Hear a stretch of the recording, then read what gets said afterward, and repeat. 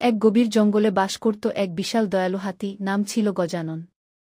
সে ছিল খুব শক্তিশালী, কিন্তু একা একাই থাকত। অন্য প্রাণীরা তাকে ভয় পেত, কারণ তার পদচিহ্নেই গাছ কেঁপে উঠত। অন্যদিকে বনের এক কোণে থাকত ছোট্ট, চালাক এক খরগোশ, নাম ঝমঝম।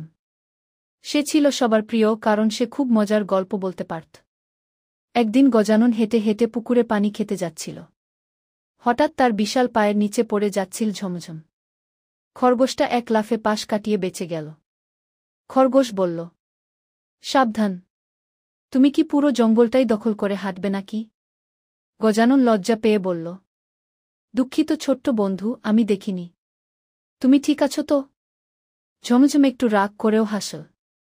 বলল, চলো এবার আমার সাথে বসে কিছু গাজর খাও। সেই থেকে গজানন আর ঝমঝমের বন্ধুত্ব গড়ে উঠল। বিশাল আর ক্ষুদ্র, তবু তারা ছিল পরস্পরের পরিপূরক। গজানন ঝরে পড়া ফল এনে দিত, আর ঝমঝম গজাননকে সরু পথ দেখিয়ে দিত যাতে সে কিছু ভেঙে না ফেলে।